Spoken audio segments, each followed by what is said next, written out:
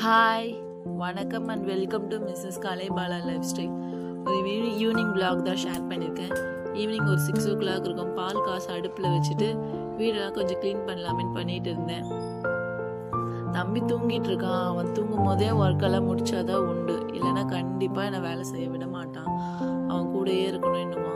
சரி, நானும் முடிஞ்ச அளவு அவன் கூட டைம் ஸ்பெண்ட் பண்ணணும் தான் நினைப்பேன். சரி, அதனால் அவன் தூங்கும் போது எல்லா ஒர்க்கை முடிச்சிடுவேன். ஸ்நாக்ஸ் எல்லாம் சோஃபாவில் கொட்டி ஒரே அமக்கலை பண்ணி வச்சுருந்தாரு.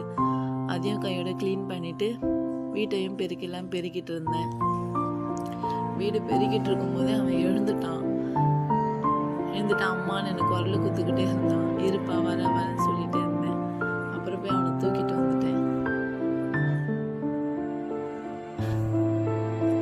ஈவினிங் ஸ்நாக்ஸ் எதுவும் நான் பெருசாக செய்யலை. கொஞ்சம் ஒர்க் அதிகமாக இருந்ததுனால காஃபி போட்டு தரவான்னு கேட்டதுக்கு சரிம்மா அப்படின்னாரு. கொஞ்சம் விளையாடிட்டு இருந்தாரு. கூட தூங்கி எழுந்ததும் கொஞ்ச நேரம் அவன் கூட இருக்கணும், இல்லைன்னா அழுதுகிட்டே இருப்பான். எதுக்கு அழறானே தெரியாது, ஆனால் அழுதுகிட்டே தான் இருப்பானே.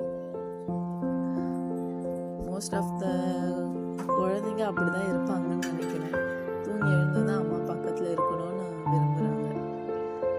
சரி, அவனுக்கு காஃபி கலந்துட்டு இருந்தேன். ஹாய் சொல்லுப்பான்னு ஹாய் சொன்னார். எப்போ நான் சக்கரை போட்டாலும் கொஞ்சம் கேட்பாரு, அவருக்கும் கொடுக்கணும் கண்டிப்பாக. அவனுக்கு காஃபி கலந்துட்டு இருந்தேன்.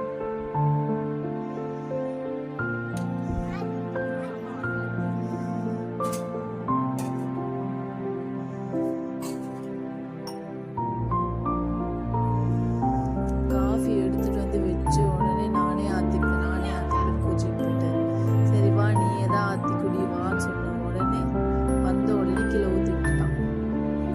சரி, எங்கே நான் திட்ட போகிறேன்னு கத்த போகிறேன் அப்படின்ட்டு அமைதியாக உட்காந்துருந்தாரு. வாய் மேலே கை வச்சுக்கிட்டு நான் க்ளீன் பண்ணிவிட்டு அதெல்லாம் எடுத்துகிட்டு போய் வைக்கிறதுக்குள்ளே ஒரு கேமரா கிட்ட வந்து ஹாய் அப்படி சொல்லிட்டு இருந்தார்.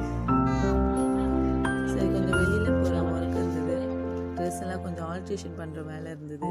சரி, அதை முடிச்சிடலாமேன்ட்டு கிளம்பிட்டு இருந்தேன். உங்களுக்கு இந்த ட்ரெஸ் எப்படி இருக்குன்னு சொல்லுங்கள்.